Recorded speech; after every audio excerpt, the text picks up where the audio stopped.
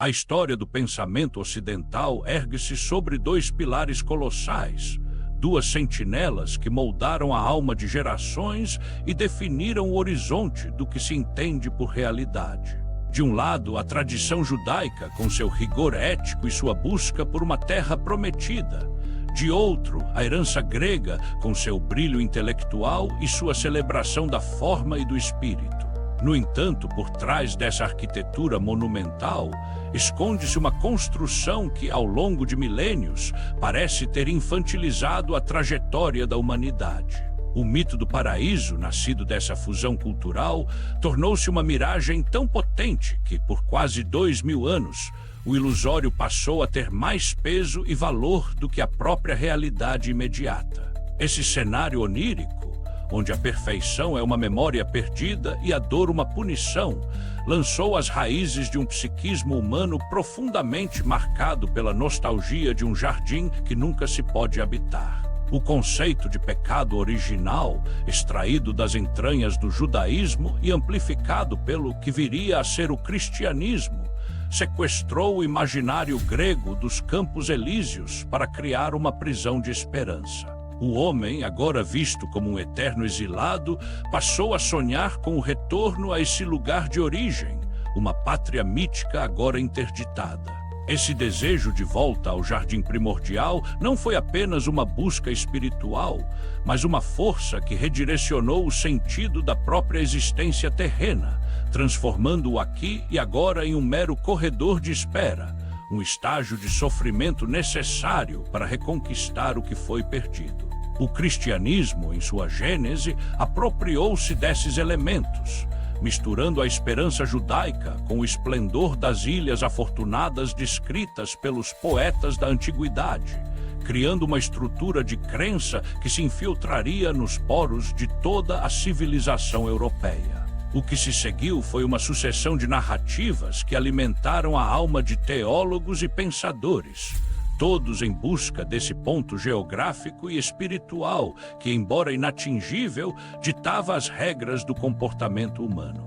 A promessa do paraíso tornou-se a bússola de um mundo que temia a própria liberdade, preferindo o conforto da promessa divina ao desafio da realidade nua. Mas sob essa superfície de fé inabalável, começavam a surgir perguntas inquietantes. O que realmente se esconde por trás desse desejo de salvação? Seria o paraíso uma recompensa real ou a maior das ilusões criadas para domar o espírito humano? A atmosfera desse tempo era de uma expectativa silenciosa, onde cada passo em direção ao desconhecido parecia ser guiado por uma luz que, embora brilhante, projetava sombras longas e misteriosas sobre o destino da espécie. O mundo mergulhou em uma era de transição profunda, onde os limites entre o mito e a história começaram a se dissipar nas brumas da Idade Média. Grandes mentes do cristianismo nascente, como Tertuliano e São Justino, dedicaram-se a erguer as paredes literárias de uma nova compreensão sobre a divindade e o lugar do homem no universo. Foi um tempo de conselheiros imperiais e poetas romanos que, sob o olhar atento de imperadores como Constantino, transformaram um culto perseguido na religião oficial de um império em declínio. Nesse cenário, o cristianismo deixou de ser uma esperança marginal para se tornar a estrutura de poder da Europa. No entanto, foi Santo Agostinho quem conferiu ao paraíso a sua dupla dimensão, material e espiritual, estabelecendo-o como uma realidade histórica e geográfica, embora perdida em algum canto desconhecido do mapa. O imaginário europeu, especialmente na Península Ibérica, foi povoado por narrativas de ilhas imaginárias e terras maravilhosas que flutuavam além dos oceanos conhecidos. No século XIII, os herdeiros dos Templários, organizados sob a égide da Ordem de Cristo em Portugal, carregavam consigo notícias de lugares inatingíveis, alimentando um anseio valoroso por descobrir o que estava escondido atrás do horizonte marítimo. Viajar não era apenas uma questão de comércio ou conquista. mas uma missão sagrada para encontrar a benção de um Deus que, no Vaticano, parecia perdido em desagregações políticas e disputas por legitimidade. Enquanto papas disputavam o trono em Roma, os navegadores portugueses e espanhóis vislumbravam uma destinação cristã que ia além das paredes das catedrais. Havia um sentimento de que Portugal deveria cumprir no mundo o que a Igreja oficial havia esquecido. Esses agentes da vida, movidos por uma mistura de heroísmo e fé cega, lançavam-se ao mar como se buscassem a própria porta de entrada para o céu na terra. Contudo, essa busca por uma elevação da prática cristã encontrava constantemente a resistência de uma estrutura eclesiástica, que, ao se reposicionar, acabava por destruir qualquer tentativa de razoabilidade ou progresso espiritual genuíno. A tensão entre o sonho de um mundo perfeito e a realidade de uma instituição dogmática criava um abismo no psiquismo coletivo. Era o início de uma busca que levaria a humanidade aos confins do globo, mas que também aprenderia em uma rede de certezas fabricadas. O que restava era o silêncio vasto dos oceanos e o eco das vozes gregas, que, muito antes de qualquer dogma, já haviam falado sobre a natureza dos gênios e a solidão dos sábios. O cenário estava montado para que, séculos depois, o foco da razão humana se voltasse novamente para esses dois pilares, questionando a própria base da lógica ocidental e o que realmente significa ser um herdeiro dessa complexa trama de deuses e homens. No centro dessa vasta tapeçaria histórica e filosófica, emergem dois personagens cujas sombras se projetam com tal força que é impossível compreender o homem moderno sem olhar para eles. De um lado, o profeta da Galileia, cuja mensagem de amor e submissão a um Pai Celestial tornou-se a pedra angular de uma civilização. De outro, o filósofo do martelo, o pensador de Basileia, que dedicou sua vida a quebrar os ídolos que o cristianismo erigiu ao longo de 2 milênios. Jesus e Nietzsche não são apenas nomes, mas representações de dois caminhos divergentes para a alma humana. O primeiro, cercado por uma áurea de divindade que ele mesmo, em muitos momentos, hesitou em assumir plenamente, e o segundo, um observador feroz que, livre da infecção da crença, ousou enxergar o homem por trás do mito. O conflito central aqui não é apenas religioso ou filosófico, mas existencial. O que acontece quando a necessidade de um Deus encontra a vontade de potência do indivíduo. Nietzsche olhava para os gregos antigos com um encantamento quase sagrado, vendo neles uma república de gênios que viviam voltados exclusivamente para o conhecimento, talhados em uma única peça de pedra, sem as amarras das convenções sociais ou religiosas que viriam a sufocar a posteridade. Para ele, o cristianismo foi a força que trucidou essa beleza clássica, enquadrando a grandeza helena nos desígnios estreitos das escrituras judaicas e da teologia dogmática. Esse processo não foi apenas uma mudança de crença, mas um sepultamento do progresso livre das ideias. A vida humana passou a ser administrada como uma dádiva vigiada, onde a arte e a tragédia foram substituídas pela resignação e pela culpa. O homem Jesus, em sua singularidade, carregava certezas que o levaram à crucificação, mas Nietzsche via nessas mesmas certezas a raiz de um aprisionamento psíquico que duraria eras. A tensão entre a paz de Jesus e a inquietude de Nietzsche cria um campo de batalha no coração de quem busca a verdade.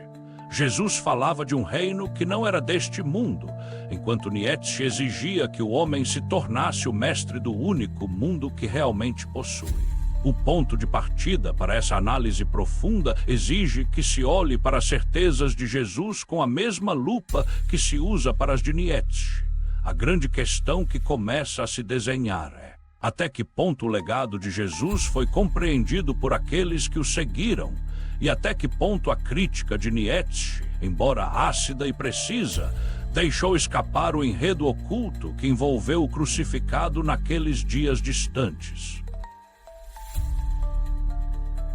À medida que a narrativa avança, percebe-se que as estacas que sustentam o edifício da cultura ocidental estão presas a um solo de tensões irresolvíveis. Jesus, o homem que se percebeu diferente de todos os seus contemporâneos, vivia sob a pressão esmagadora de uma profecia que exigia dele uma postura de dominador violento.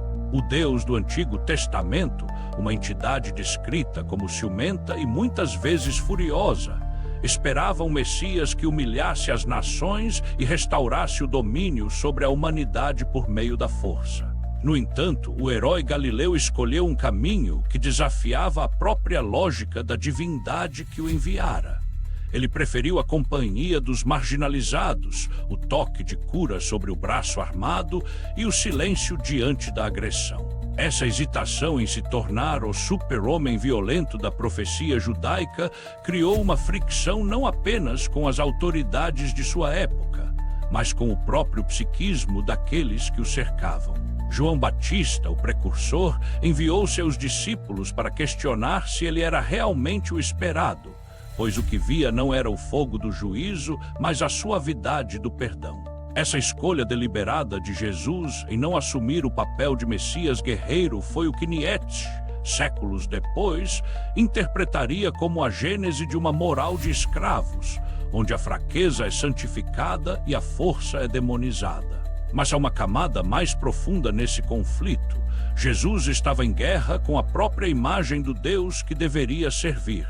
Ele tentava apresentar um pai que era amor absoluto, enquanto o sistema do qual ele fazia parte exigia sangue e obediência cega. A traição de Judas, vista sob essa luz, deixa de ser um ato de vilania comum para se tornar o desespero de um homem que tentou forçar seu mestre a usar seus poderes divinos contra os opressores. Judas acreditava que, ao entregar Jesus, o obrigaria a manifestar sua glória celestial e esmagar o império. Mas o que ele encontrou foi a entrega voluntária ao sacrifício. Esse momento eleva as apostas da história. Não se trata apenas de uma disputa religiosa, mas da recusa de um ser poderoso em usar esse poder para a dominação. O resultado foi a crucificação, um evento que a teologia posterior transformaria em uma moeda de troca para o perdão dos pecados, mas que Nietzsche via como a derrota definitiva da vida diante do niilismo. A tensão aumenta quando percebemos que o cristianismo que conhecemos foi erguido sobre o sangue de um homem que talvez nunca tenha desejado a religião que dele se apropriou. O palco está pronto para uma revelação que mudará a percepção do ouvinte. A de que Jesus e Nietzsche, apesar de opostos, estavam ambos lutando contra a mediocrização do espírito humano, cada um à sua maneira, cada um com sua dose de dor e incompreensão. Aprofundar-se na psique desses dois gigantes exige que deixemos de lado as superfícies dogmáticas e olhemos para a textura emocional de suas vidas. Jesus, desde a infância, mostrava sinais de uma consciência que transbordava os limites da compreensão humana comum. O episódio do menino de 12 anos discutindo no templo com os doutores da lei não é apenas uma anedota de precocidade, mas a manifestação de um ser que já se sentia investido de uma missão que seus próprios pais não conseguiam alcançar. Maria, guardando essas coisas no coração, simboliza a humanidade perplexa diante de algo que não se encaixa nas regras da biologia ou da sociologia. Jesus sabia que sua origem não era meramente terrena. Ele se referia a si mesmo como alguém vindo do alto, uma semente celestial plantada em um solo estranho. Essa consciência de ser um estrangeiro no próprio mundo moldou sua solidão e sua doçura. Ele via a corrupção das elites e a mediocrização das massas como feridas abertas que impediam o progresso real da vida. Suas palavras, muitas vezes duras contra os hipócritas, eram o eco de uma frustração profunda com um sistema que fechava as portas do céu para os que queriam entrar. Por outro lado, Nietzsche, o filósofo que declarou a morte de Deus, não o fez por ódio, mas por uma honestidade intelectual desesperada. Ele via o animal de rebanho que o homem moderno havia se tornado sob a égide da moral cristã. Para ele, a modernidade era uma possibilidade histórica infeliz, onde a individualidade se perdia em uma vida amorfa e sem brilho, em nome de uma felicidade transferida para um além-túmulo inexistente. Nietzsche pregava o super-homem, não como um tirano, mas como um ser capaz de criar seus próprios valores, de dizer sim à vida em toda a sua tragédia e beleza, sem precisar de ídolos ou muletas metafísicas. Ele via em Jesus um indivíduo dionisíaco, um semeador de ideias libertárias que foi tragado pelo sistema que ele mesmo tentou desafiar. O cristianismo, para Nietzsche, foi o grande equívoco. Uma religião que santificou a covardia e a resignação, transformando o vigor grego em cinzas teológicas. O que une esses dois mestres é a percepção de que a realidade é um espelho que não mente e que o choque com essa realidade é inevitável. Jesus falava do reino de Deus com a mesma intensidade com que Nietzsche falava da terra. Ambos queriam que o homem despertasse de seu sono dogmático, mas as ferramentas que usaram o amor sacrificial e a crítica implacável e pareciam levar a destinos opostos. A semente de uma nova dúvida é plantada. Seria possível que a verdade que Jesus tentou esconder por trás de parábolas fosse a mesma que Nietzsche tentou revelar através do seu martelo? A jornada em direção ao centro desse mistério torna-se cada vez mais densa e carregada de uma eletricidade intelectual que desafia a nossa própria zona de conforto. A narrativa atinge um ponto de complicação onde as certezas começam a se fragmentar sob o peso de novas revelações. Surge a questão fundamental: qual era, afinal, a grande dúvida que atormentou Jesus durante toda a sua jornada? Por trás da fachada do Messias resoluto, havia o homem que suava sangue diante da iminência do cálice. Essa agonia não era apenas o medo da dor física, mas a realização de que o Pai a quem ele servia exigia uma encenação que ele relutava em cumprir. O Deus bíblico, o criador deste sistema, parecia ter planos que não se alinhavam com a visão de amor sublime que Jesus pregava. O confronto de Jesus com o invisível revela uma falha no cerne da criação. A existência de um ser que se alimenta da dor e da submissão de suas criaturas. Esse Deus Pai Criador não era, talvez, a perfeição absoluta que a teologia posterior tentou pintar. Nietzsche, em sua genialidade amarga, percebeu que havia algo de errado na vontade divina. Ele via o cristianismo como uma moral que envenenava a vida, mas o que ele não pôde ver foi que o próprio Jesus estava preso em uma rede de influências extraterrenas que transcendiam a compreensão da época. O fenômeno da transfiguração, onde Jesus se encontra com seres celestiais, marca o ponto em que ele começa a perceber que sua missão humana estava inserida em uma camuflagem quântica. Ele era o ser mais importante a caminhar sobre o planeta, mas sua alma estava em disputa. A complicação se aprofunda quando olhamos para a crítica de Nietzsche à democracia e ao socialismo, que ele via como derivações do espírito de rebanho cristão. Para ele, esses sistemas apenas trocavam o pastor celestial por um pastor terreno, mantendo o homem em um estado de mediocridade coletiva. O último homem de Nietzsche é aquele que busca a felicidade rasteira e a segurança, evitando o perigo de pensar e de ser livre. Essa massa de rebanho é o que Jesus chamava de sepulcros caiados, belos por fora, mas cheios de podridão por dentro. A tensão aqui é entre a busca pela verdade e o conforto da mentira sagrada. Jesus, ao se recusar a ser o Messias violento, e Nietzsche, ao se recusar a aceitar o Deus de seu tempo, tornam-se figuras trágicas que desafiam a própria estrutura do universo. O conflito não é mais apenas entre dois homens, mas entre a humanidade e as forças que tentam mantê-la pequena. O mistério que se agiganta é o da origem da vida em meio à tragédia de forças extrafísicas que moldaram o nosso destino. E como esses dois mestres, cada um ao seu modo, tentaram abrir uma fresta de luz nesse porão de sombras. A marcha em direção ao clímax da nossa história é marcada por um aumento de intensidade emocional e intelectual. A pressão sobre Jesus torna-se insuportável à medida que ele se aproxima de Jerusalém, sabendo que o desfecho de sua vida será o escândalo da cruz.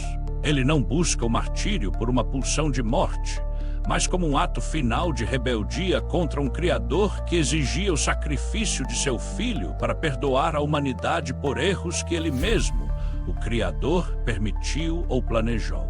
Jesus percebe que o sangue de um inocente não deveria ser a moeda de salvação, mas essa era a regra do jogo estabelecida pelas escrituras judaicas que ele conhecia tão bem. Ele estava preso em um roteiro cósmico que o obrigava a escolher entre ser o herói violento ou o cordeiro imolado. Enquanto isso, o tempo de Nietzsche também se aproxima de um ponto de ruptura. Ele se vê como o caçador de ratos da filosofia, o homem que tem outros ouvidos para captar o som oco dos ídolos que todos ainda veneram. O peso da verdade que ele começa a vislumbrar é tão grande que sua própria mente começa a vacilar. Ele se questiona quanta verdade um espírito consegue suportar, quanta verdade ele ousa. O ar das alturas onde ele habita é revigorante, mas a solidão é terrível e o gelo está próximo. A inevitabilidade do destino de ambos se torna clara. Um será trucidado na carne, o outro na razão.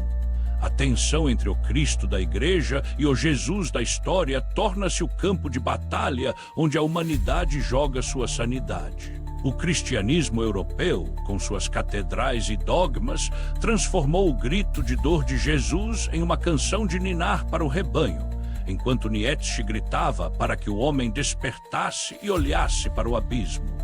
O sentimento de que algo grandioso e terrível está prestes a acontecer preenche o horizonte.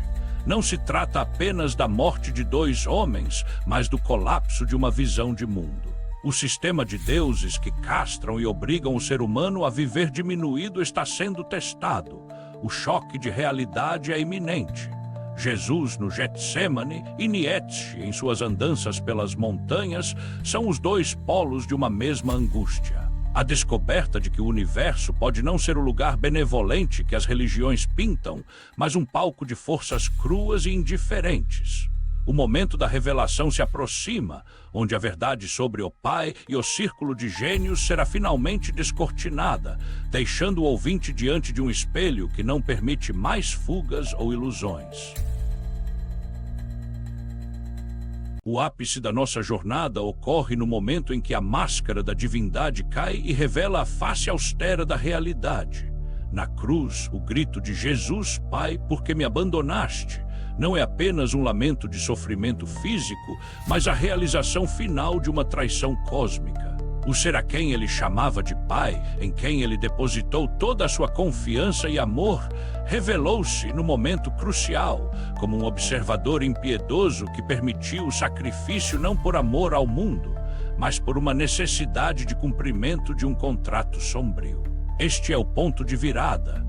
Jesus percebe que o Deus dos judeus, o Javé das Escrituras, não era a deidade suprema, o Pai-Mãe amantíssimo, mas um ente poderoso e problemático que governava através da culpa e do sangue. Essa revelação transforma a crucificação de um ato de salvação em um ato de protesto silencioso.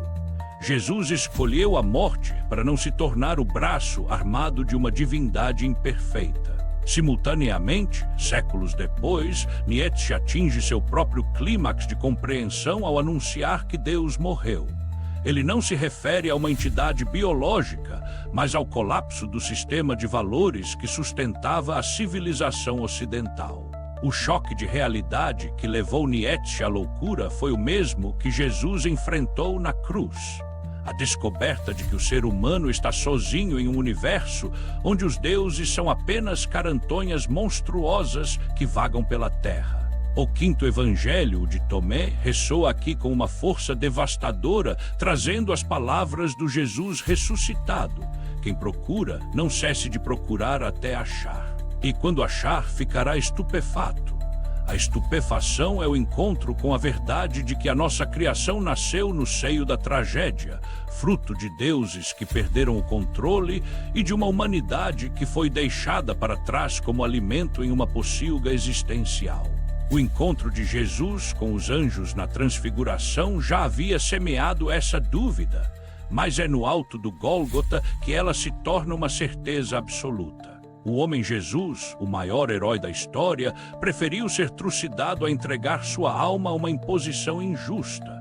Nietzsche, ao martelar os ídolos, estava tentando limpar o caminho para que essa mesma verdade pudesse ser vista sem os adornos da fé. O clímax é essa dupla revelação, a de que o amor de Jesus era maior do que o Deus que ele servia e a de que a razão de Nietzsche era mais fiel à vida do que a moral que ele combatia. A realidade agora se apresenta nua, despojada de suas vestes sagradas, e o que resta é o silêncio de um mundo que precisa aprender a caminhar com as suas próprias pernas, sem a esperança infantil de um paraíso ou o medo constante de um inferno. O silêncio que se segue ao grito da cruz e ao colapso da razão de Nietzsche é preenchido pelo peso das consequências. A primeira onda de impacto é a percepção de que a história da humanidade foi construída sobre uma série de equívocos bem-intencionados e mentiras sagradas. A morte de Jesus não salvou o mundo no sentido teológico tradicional, mas abriu uma ferida na consciência coletiva que jamais foi fechada. A teologia católica, tentando dar sentido ao inexplicável, criou uma narrativa de pós-verdade que durou milênios, onde o sangue do inocente passou a ser visto como a solução para a dívida do pecado original. Essa explicação, embora confortável para o rebanho, ocultou a verdadeira tragédia. A solidão de um ser celestial que se fez humano para tentar mudar um sistema corrompido e falhou em sua missão externa, embora tenha vencido em sua integridade interna. O efeito imediato no mundo foi a formação de uma religião que, ironicamente, santificou o sofrimento que Jesus tentou aliviar. A consequência para Nietzsche foi o exílio na loucura, um estado onde os seus ídolos e fantasmas finalmente o alcançaram. Ele assinou seus últimos bilhetes como Dioniso e como o crucificado, fundindo em sua própria mente as duas figuras que tentou separar durante toda a vida. A alma de Nietzsche tornou-se o campo onde a luta entre o vigor grego e a dor cristã foi travada até o último suspiro de sua consciência. O mundo, agora órfão desses dois mestres, viu-se diante de uma massa de rebanho cada vez maior, que se nutre da pílula azul do conformismo e da fé cega. O espaço entre a realidade e o ideal tornou-se um abismo intransponível para a maioria. A pausa que se segue a esses eventos permite que o peso da verdade se assente. Estamos vivendo sob a égide de superstições ancestrais que foram sacralizadas pela modernidade. O ser humano, amesquinhado pelo espírito de rebanho, perdeu a capacidade de buscar o alimento espiritual situado além do corpo, contentando-se com a pocilga da vida comum. A transformação que ocorreu foi profunda. O homem deixou de ser um criador de valores para se tornar um consumidor de verdades prontas. A atmosfera é de uma melancolia reflexiva, onde a grandeza de Jesus e a coragem de Nietzsche brilham como luzes distantes em uma noite de ignorância planetária. O que resta é a pergunta silenciosa que ecoa pelos séculos: o que faremos com a liberdade que nos foi dada pelo sacrifício de um e pela lucidez de outro? A poeira dos séculos assenta sobre as ruínas dos ídolos, revelando as consequências duradouras desse encontro entre a fé e o martelo. A resolução que emerge desse drama não é uma resposta simples, mas uma transformação na maneira como o ser humano se vê perante o cosmos. A percepção de que Jesus foi um herói que enfrentou um pai problemático e de que Nietzsche foi o profeta que denunciou essa farsa nos leva a um novo patamar de compreensão. O cristianismo, tal como praticado, é visto agora como um desvio das intenções reais do homem da Galileia. Ele não queria seguidores submissos, mas seres capazes de amar o Deus transcendente, aquele que está para além deste universo complicado. A lição central que se cristaliza é que a verdadeira espiritualidade não nasce da obediência cega, mas do senso crítico e da coragem de questionar as próprias fontes da nossa crença. A transformação interna ocorre quando deixamos de ser animais de rebanho e passamos a buscar a gnose, o conhecimento direto da verdade que liberta. Nietzsche, ao martelar a moral dos fracos, estava, na verdade, tentando limpar o terreno para que o super-homem pudesse florescer, aquele ser que possui a força, os instintos e o desejo de viver sem as amarras da culpa. A resolução deste conflito passa pela superação deste humano medíocre que surgiu da sociabilidade que criamos. O progresso humano não é uma dádiva divina administrada por instituições, mas uma conquista da razão e do altruísmo. O legado de Jesus, quando despojado das invenções eclesiásticas, revela um semeador de ideias libertárias que acreditava na dignidade absoluta do indivíduo. A herança de Nietzsche nos convoca a uma vigilância constante contra as carantonhas monstruosas do dogmatismo. A transição para o fechamento da narrativa é suave, mas profunda. Entendemos que viver sob o efeito da ilusão é um conforto perigoso que nos afasta da nossa verdadeira natureza. O choque de realidade, embora estupefante, é o único caminho para o domínio sobre o todo, como sugeriu o Jesus do Quinto Evangelho. A vida, em toda a sua tragédia grega e sua esperança cristã, exige de nós que sejamos bons europeus, ou melhor, bons habitantes deste palco planetário, capazes de suportar a tensão do arco para atirar nossas flechas nos alvos mais longínquos da sabedoria. Ao entrelaçar os fios desta narrativa, emerge uma síntese que ilumina a jornada humana sob uma luz mais clara e desafiadora.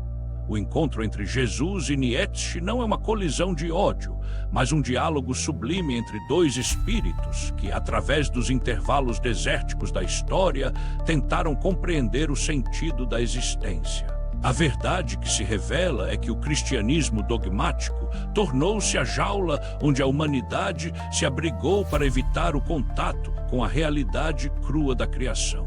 Jesus foi dionisíaco em sua essência, celebrando a vida e o amor enquanto trombava com os ídolos do Sinédrio, mas seu legado foi sequestrado por um sistema que transformou sua liberdade em servilismo. Nietzsche, o aprendiz do filósofo Dioniso, viu essa deturpação e usou seu martelo para expor o vazio dos ídolos eternos, os dogmas que parecem sólidos, mas são ocos. A significância filosófica deste percurso é o reconhecimento de que a busca da verdade é uma tarefa solitária e perigosa, que exige a dureza em relação a si mesmo e a decência de não se enganar com ideais covardes. O perspectivismo de Nietzsche nos ensina que a vida é a condição fundamental de toda verdade e que o dogmatismo é apenas uma nobre criancice.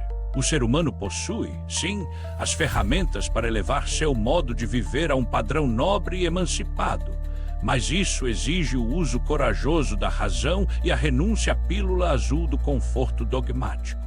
A síntese final é a união entre a doçura do amor proposto por Jesus e a força da vontade proposta por Nietzsche.